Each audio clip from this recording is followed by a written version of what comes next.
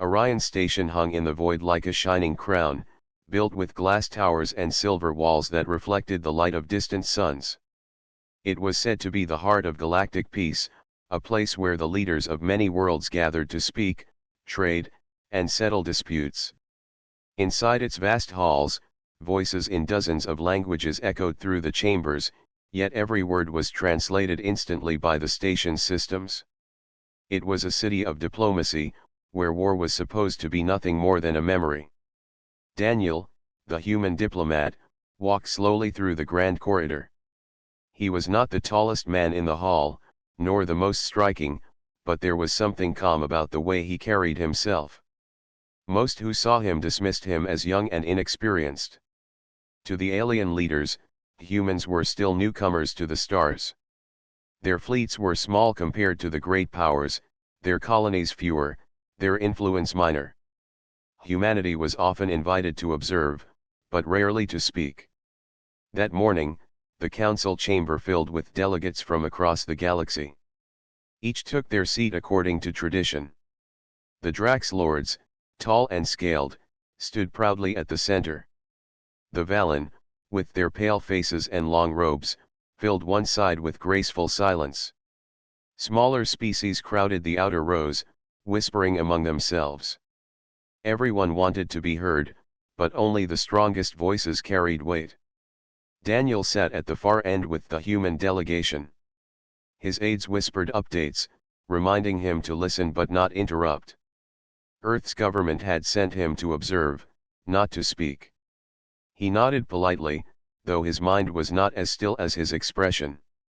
He knew too well that observation was no longer enough. The meeting began with the Speaker of the Council, a towering figure from the Kelran species, striking the floor with his staff. The sound echoed like a bell, drawing silence across the hall. He welcomed the delegates and spoke of peace as he always did, repeating words that had been said countless times before. Yet as the session continued, Daniel noticed something troubling. Reports of rising piracy were brought forward. Traders had been attacked near border systems. Whole colonies vanished with little trace. Some smaller nations begged for support, claiming fleets of unknown origin were striking without mercy. But the council dismissed these claims, calling them exaggerated or unproven. The Drax Lords laughed at the idea of danger. They claimed their fleets would crush any raiders that dared to challenge them. The Valen, in their usual calm manner, urged patience and suggested further investigation. Others shifted blame, accusing rival factions of staging attacks. The chamber filled with arguments, each voice trying to speak over the other. Daniel sat quietly, watching. His eyes studied the faces of those around him, not missing the flicker of worry some tried to hide. He saw that the smaller worlds were ignored, their voices drowned out by the arrogance of the powerful. He saw that fear existed here, though it was wrapped in pride and denial. During a break, Daniel walked the side corridors of the station. He passed by groups of aliens whispering in their own tongues. Some spoke of hidden fleets preparing for war. Others muttered of secret alliances forming in the shadows. The surface of peace was fragile, and Daniel could see the cracks running deep beneath it. Back in his quarters aboard the human ship, Daniel received private messages from Earth. Colonies on the edge of human space had been attacked. No survivors were found. The attackers were unknown, their ships marked with no symbols, their weapons advanced. The reports came with images of burned settlements and broken ships. His aides looked shaken as they read the data, urging him to be careful with what he said to the council. Daniel nodded, but he knew silence was no longer an option. The galaxy was slipping toward conflict, and the council's leaders were too blind to admit it. He began to write notes for a speech, though he kept his words hidden for now. He knew that if he spoke too soon, the council might laugh at him, dismissing humanity as an alarmist race. But if he waited too long, the cost could be far worse. Later that evening, Daniel attended a private dinner with several minor delegates. Over simple meals, they spoke more freely than they could in the Great Hall. The delegate from the small world of Fenrir admitted that her people had seen strange ships gathering near their borders. A merchant from the outer colonies said that whole trade routes had become dangerous. Each whispered the same fear: war was coming. Daniel listened carefully, asking quiet questions. His calm tone encouraged them to share more than they intended. By the end of the evening, he had gathered enough to confirm what his instincts already told him. The galaxy was preparing for war, and the council leaders were too proud to face it. When he returned to the human quarters, Daniel stood by the wide window that looked out into the endless stars. The sight was beautiful, but heavy with meaning. He thought of Earth, still rebuilding from its own conflicts. He thought of the colonies far from safety, now under attack. He thought of the arrogance he had seen in the chamber that morning. For now, he would remain silent, watching the great powers argue. But deep inside, Daniel was preparing for the moment when silence would no longer protect anyone. He knew that soon, every leader in the galaxy would have to hear the truth, whether they wished to or not. The stage was set at Orion Station. Peace was still spoken, but war had already begun to whisper through the corridors. Daniel, the young human diplomat, was about to change the course of history with words no one expected him to say. The corridors of Orion Station stretched like veins of light, filled with voices, movement, and the hum of unseen machines. To most delegates, the station was a symbol of safety, but to Daniel it was beginning to feel like a mask. Behind the bright walls and fine words, shadows were moving. Daniel walked calmly, his dark suit simple compared to the robes and armor worn by alien leaders. Yet he listened carefully as he passed through groups of delegates. Words not meant for human ears reached him. Some spoke of hidden raids, others whispered of alliances formed in secret. There was fear in their voices, but it was always covered with pride when spoken in public. That day, Daniel attended a smaller meeting away from the Grand Council chamber. It was a gathering of middle-tier species, those who lacked the power of the great empires but still held influence. They spoke of trade routes being cut off, convoys vanishing, and colonies left unprotected. They begged the council for patrols, but none came. Daniel kept silent, seated at the edge of the table, yet he wrote down every detail. Each word confirmed what he already suspected. The galaxy was not at peace. It was only pretending. Later, as he returned to his ship, Daniel received another encrypted message from Earth. His aide, a woman named Mara, handed him the datapad with a worried look. "Another colony," she said softly. Daniel read the report without showing emotion. A settlement near the rim had been destroyed. No survivors. The attackers struck fast, using advanced weapons not seen before. Mara lowered her voice. "If the council does not act, we will be next." Daniel closed the pad and placed it on the table. His eyes turned to the wide window of the ship where the stars shone like distant lanterns. "The council will not act," he said calmly. "They are too busy guarding their pride. They think silence will keep war away." That night, he returned to the station for a private reception hosted by the Valen. Their halls were quiet and filled with glowing crystals. Music played softly, a strange harmony that echoed like water running through stone.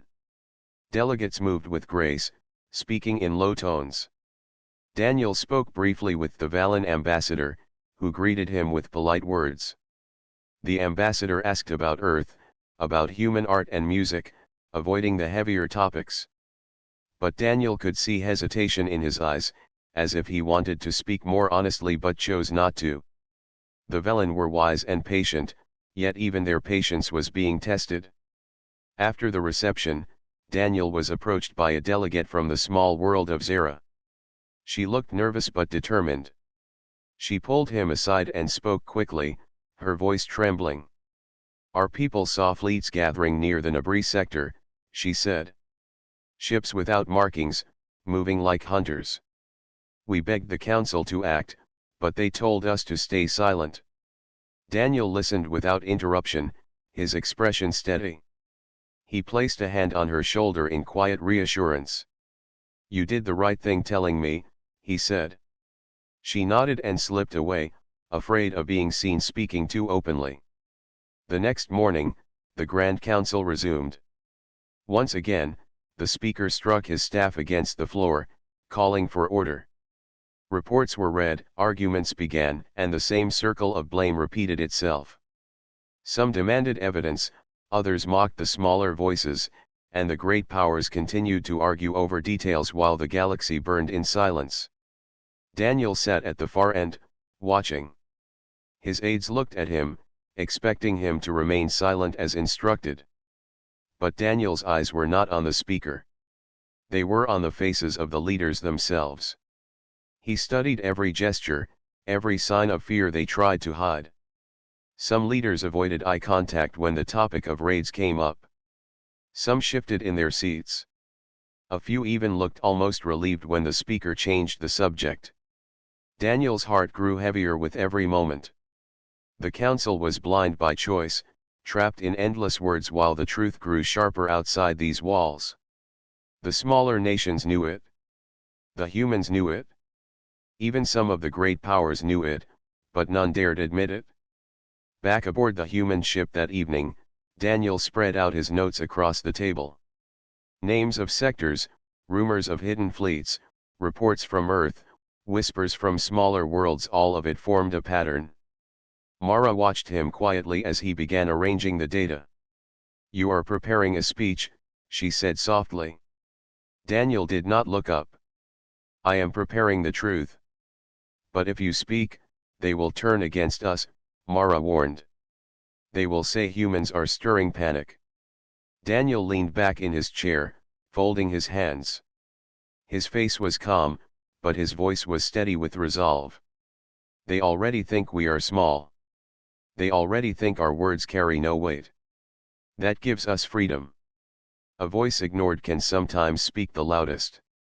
He rose and walked once more to the wide window, gazing at the station shining against the stars. He thought of the colonies lost, the families broken, the voices begging for help. He thought of Earth's long history of conflict, of wars survived, of lessons learned the hard way. Humanity had always faced storms, and now a greater storm was coming. Daniel knew that the time to remain silent was ending. Every whisper he had gathered was a piece of the coming fire. Soon, he would speak, and the council would no longer be able to ignore the truth. The galaxy thought of humans as minor, a young species with little power. But Daniel was ready to show them that sometimes the smallest voice could carry the weight of worlds. The chamber of Orion Station was alive with noise. Dozens of alien leaders filled the room, their voices overlapping in a storm of arguments. The speaker's staff struck the floor again and again, but order lasted only a few breaths before the shouting returned. Each leader wanted to be heard, yet none wished to listen. Daniel sat in his usual place at the far end of the hall. He kept his posture calm, but his eyes studied every movement. He saw the Drax lords rise proudly, their scaled chests puffed as they laughed at the smaller nations' pleas. "Your raiders are thieves, not soldiers," they said with a booming tone. "If they dare attack, they will be crushed." Their arrogance carried through the hall, silencing the weaker voices. The Velen spoke next, their words smooth and careful. "Let us wait for evidence," their ambassador said. "Do not leap to fear. Rumors have destroyed trust before. Patience will guide us." Their robes flowed as they gestured gracefully, but Daniel saw the flicker of unease in their pale eyes. From the outer rows, the delegates of small worlds tried to raise their voices. A representative from the Fenra begged for protection, her voice trembling. "Our patrols are gone. Our people are afraid. We cannot stand alone." But her words were brushed aside, lost in the tide of arguments. The Kelran speaker finally lifted his hand for silence. His tall frame and golden staff gave weight to his command. "We will form a committee," he declared. "It will study these reports. Until then, no decision can be made." The words echoed like cold stone. A committee meant months of waiting, and months meant more colonies falling into darkness. Daniel's aides glanced at him nervously. They expected him to sit quietly as usual. Humans were not meant to speak here. They were newcomers, guests at best. But Daniel's hands tightened on the table. He felt the weight of Earth's colonies pressing on his mind, the cries of smaller nations ignored. His silence was becoming a burden. When the speaker moved to close the session, Daniel rose from his seat. The movement was small, but in the chamber it felt like a spark. Voices stilled, and heads turned. Some looked confused, others annoyed. A few whispered in disbelief. A human, daring to stand in the council hall. The speaker's staff paused in mid-air. "Human delegate," he said slowly, his voice heavy with surprise. "You wish to speak?" Daniel's voice was steady. "Yes." A ripple of whispers filled the hall. The Drax lords exchanged smirks, as if expecting to be entertained. The Velen looked curious but reserved. The smaller nations, those often ignored, leaned forward with hope in their eyes. Daniel began not with fire, but with fact. He spoke of human colonies at the rim, attacked and destroyed. He named the dates, the systems, the missing convoys. He showed no anger, only calm truth. The chamber listened, some with frowns, others with folded arms. "You claim these are raiders," Daniel said firmly. "But these attacks are coordinated. They are testing our borders. They strike quickly, then vanish. This is not chaos. This is preparation." A Drax lord slammed his clawed hand on the table. "Humans are new to the stars. Do not pretend to know the signs of war. You mistake shadows for soldiers." Daniel did not flinch. His eyes met the Drax lord's without fear. "Humans know the signs," he said. "Our history is full of them. Too many times we ignored them until it was too late. We learned through loss. I recognize the pattern, and it is not rumor. It is truth." Murmurs rose across the chamber. Some scoffed, others whispered more seriously. The speaker raised his staff again for order, but Daniel's words had already settled like stones in the hall. The Valen ambassador leaned forward, his calm voice breaking the silence. "You suggest the galaxy is already at war, human?"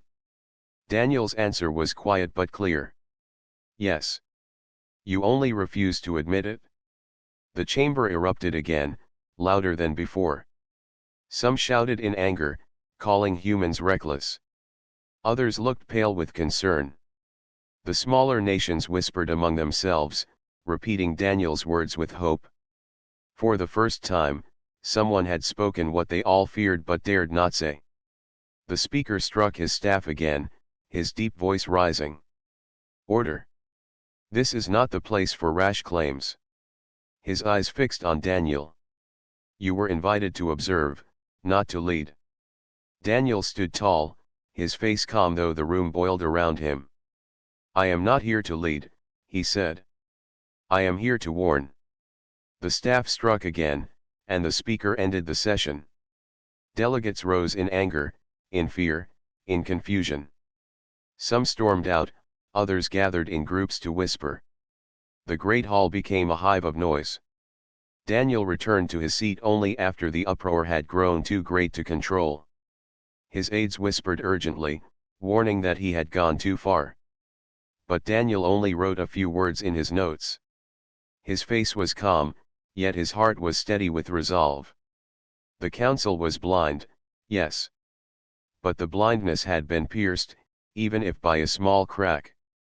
The truth had been spoken, and though many denied it, none could unhear it. The galaxy now knew that the human voice was not silent. The council chamber of Orion Station was filled to its highest rows. News of the humans' earlier words had spread quickly, and now every seat was occupied.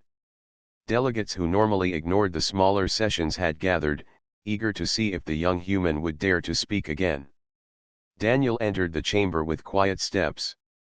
His aides followed closely, whispering warnings, but he did not answer them. His calm face revealed nothing of the storm in his mind. He carried no weapon, no armor, only a simple datapad in his hand. Yet he felt the weight of millions of human lives pressing behind him. The Speaker of the Council stood tall, his golden staff glowing as he called for silence. "The session begins," he declared. "We continue our discussion on security matters." As expected, the chamber quickly broke into arguments. The Drax Lords roared about strength and honor. The Velen urged patience once again. Smaller delegates tried to speak but were brushed aside. It was the same endless circle of pride, fear, and denial. Daniel sat still, waiting. His heart beat steady, his mind clear. He had chosen his moment carefully. When the voices reached their loudest clash, he rose. The sudden movement drew eyes like a spark in dry grass. The speaker looked down from his high seat, his deep voice questioning. "Human delegate, you rise again." Daniel bowed his head slightly. "Yes, Speaker. I ask to be heard." Murmurs spread across the chamber. Some scoffed, expecting another outburst. Others leaned forward with interest. The speaker hesitated, then lifted his staff. "The council grants the human delegate a voice." The hall grew quiet. All eyes turned toward Daniel. He stepped forward slowly, moving to the center of the floor. His voice was calm but carried clearly across the chamber. "I stand here not as a warrior, not as a conqueror, but as a diplomat. I represent a people who have lived through centuries of conflict, who have suffered loss, but who have also learned. And I must speak plainly, because the time for soft words is over." A ripple passed through the chamber. Some frowned, others nodded slightly. Daniel continued. "You sit here, proud and strong, speaking of peace while your borders burn. You say the raids are nothing. You say they are only thieves, only rumors. But I tell you this war has already begun. It does not wait for your permission. It does not ask for your vote. It is here, striking your colonies, stealing your ships, and testing your defenses." The Drax Lords shouted in anger. "Fear-mongering," one growled. "Humans wish to drag us into panic." Daniel raised his voice just enough to be heard above them. "You call it fear-mongering because you are afraid to admit the truth. You hope silence will protect you. But silence never stops war. Silence only gives your enemy more time." The chamber stirred again. Delegates shifted in their seats. Some avoided his gaze, but others met it with growing seriousness. Daniel lifted the datapad and spoke of facts. He named the human colonies that had fallen. He described the fleets without markings, the advanced weapons, the speed of their strikes. He showed patterns of attacks across several sectors, connecting them into one design. His words were simple, direct, and hard to dismiss. Then he lowered the datapad and spoke from the heart. "I know what you are thinking. You see humans as small, as untested, as new to the stars. And you are right, we are young. But youth does not mean blindness. Our history is written with wars we tried to ignore until they consumed us. We have learned the cost of denial. We have learned to see the signs. And I see them now." The hall was silent. Even the speaker did not strike his staff. Every delegate was listening. Daniel's final words struck with the force of truth. "The time for war has come. Not because we wish it, not because we chose it, but because it has already begun. You can close your eyes, but that will not stop the fire. Or you can face it now, together, before it consumes us all." For a moment, silence hung over the chamber like a heavy curtain. Then the uproar began. The Drax shouted again, calling the human reckless. The Velen argued with one another in low voices. Some delegates stormed out in anger, unwilling to hear more. But many stayed, whispering fiercely, their faces pale with worry. The smaller nations looked at Daniel with hope, as if finally someone had spoken the words they were too weak to say. The speaker struck his staff, demanding order, but the hall had already changed. No longer was it the same circle of empty words. Now there was a new center, a voice that had broken through. Daniel stood calm in the storm of noise. His aides pulled at his sleeve, urging him back to his seat, but he did not move right away. He let the words linger in the air, words that could not be unsaid. When he finally returned to his place, the hall was still boiling with voices. Some were filled with anger, others with fear, and a few with determination. The human diplomat had shattered the illusion of peace, and nothing in Orion Station would be the same again. The words of the human diplomat spread faster than any ship could travel. Within hours of his speech, news reports and recordings were carried across the galaxy. Every world, from the smallest moon colony to the capitals of great empires, repeated the line that shook Orion Station: the time for war has come. On small worlds, where fear of raids was already strong, people cheered. At last someone had spoken openly. Farmers, miners, and traders who had begged for protection now pointed to the human diplomat as proof that they were not imagining the danger. Some hung human flags beside their own, declaring quiet support for Earth. On major worlds, the reaction was very different.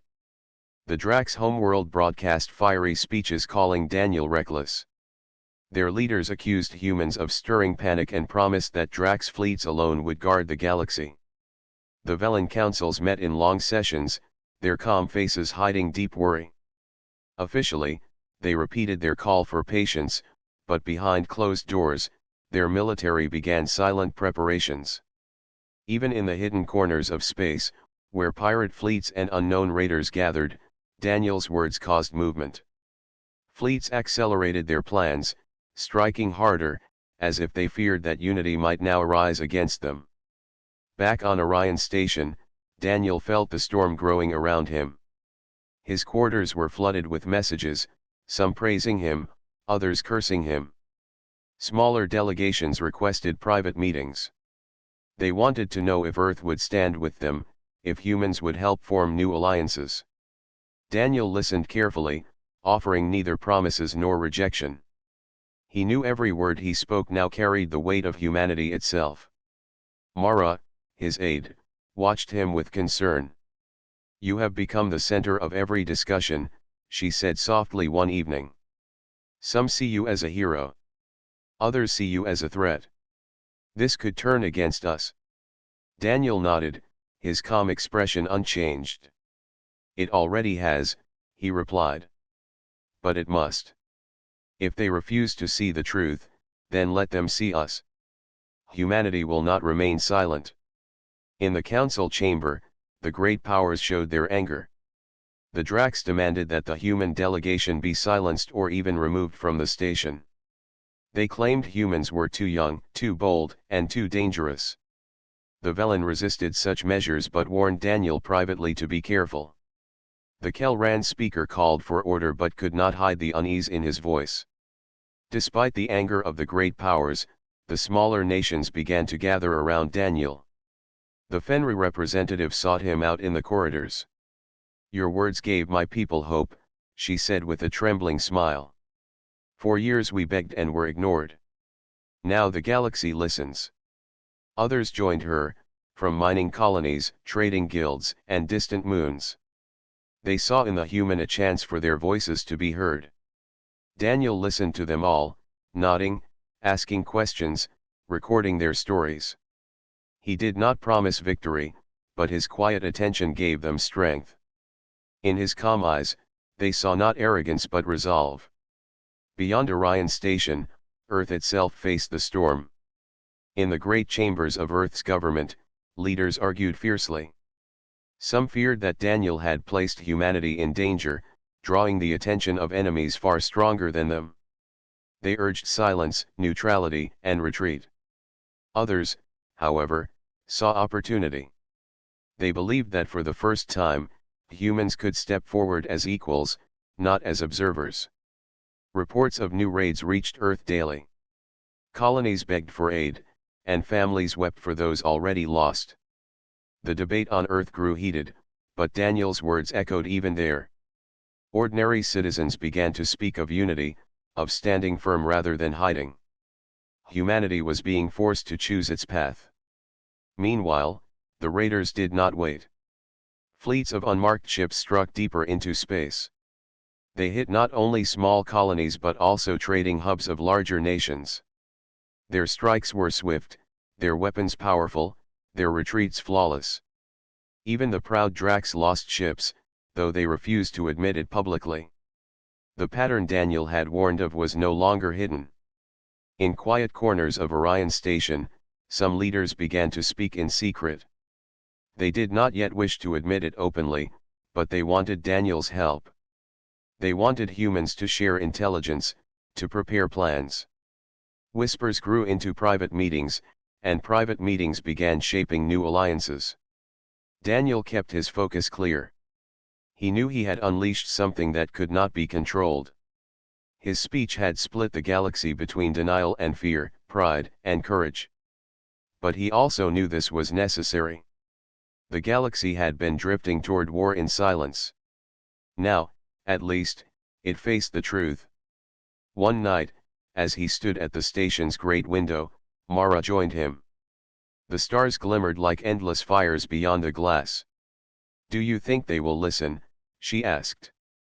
Daniel's eyes stayed on the stars. "Some will," he answered. "Others will fight the truth until it crashes down on them. But enough will listen. Enough must listen." The galaxy was changing. The illusion of endless peace was breaking. Daniel's words had forced leaders to choose, deny the danger and be consumed, or prepare for war and stand together. The human diplomat had not only shocked the council. He had shaken the galaxy itself. Back on Earth, the news of Daniel's speech reached every major city and colony. Screens in homes, offices, and public squares replayed his calm, firm words. Citizens listened with wide eyes.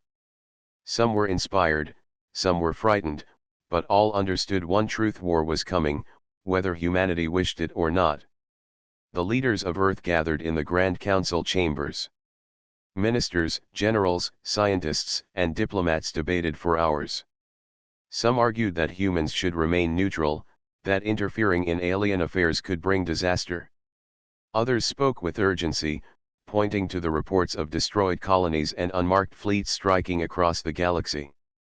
President Lyra, a wise and steady leader, listened quietly as voices clashed around her. She had faced crises on Earth before, and she understood that hesitation could be deadly. She looked at Daniel, who had returned from Orion Station to brief the council directly. His calm eyes met hers, and she knew that he was not exaggerating. "Humanity cannot hide," Daniel said. "Our colonies are at risk. Our neighbors in space are under attack. If we remain silent, we will lose more than colonies. We will lose credibility, and our people will suffer." Some leaders frowned, shaking their heads. "We do not yet know who strikes these colonies," one minister said. "It could be isolated raiders, not a real war." Daniel shook his head. "The pattern is clear. This is no accident. These fleets move with strategy. They test defenses, they provoke fear, and they will continue unless we prepare." A general leaned forward. "Are you suggesting we go to war?" he asked cautiously. Daniel spoke slowly. "Not yet. But we must prepare as if war is inevitable. We must strengthen defenses, recall fleets, and train our people. We must speak with allies, build trust, and plan for a fight if it comes. Preparation is not war, but it is the first step toward survival." President Lyra nodded. "Then we will begin immediately. Daniel, coordinate with the military and our diplomats.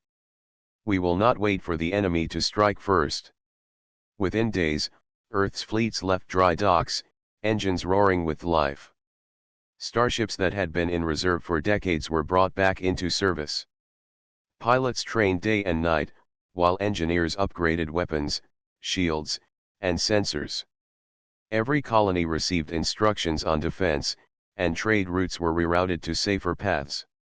At the same time, Daniel worked with Earth's diplomats to reach out to smaller alien nations. Some were fearful, unsure whether humans would lead or abandon them. Daniel's calm voice reassured them. He did not promise victories, but he promised attention and careful planning. He emphasized unity, warning that the galaxy would only survive if those willing to act joined together. As Earth prepared, reports continued to arrive of fleets striking the outer colonies. Raids grew bolder. Communications were cut in some sectors, and trade convoys vanished. The fear Daniel had warned of was now reality. Still, humanity did not panic. Citizens on Earth, though anxious, followed instructions with discipline. Colonies strengthened shields, created evacuation plans, and reported every sign of suspicious fleets. Daniel's words had inspired not only leaders but ordinary people. They understood that survival required courage and planning, not fear. Meanwhile, the great powers of the galaxy reacted to Daniel's speech in different ways. Some tried to intimidate humanity, sending diplomats with harsh messages demanding neutrality. Others secretly began their own preparations, realizing that Daniel had exposed threats they could no longer ignore. Daniel coordinated quietly with those willing to listen. Through encrypted messages and private meetings, he helped smaller nations share intelligence, plan defense strategies, and strengthen trade routes. Slowly, a network of cooperation began to form. It was fragile and incomplete, but it was something the galaxy had never seen before, a chance for unity against a common threat.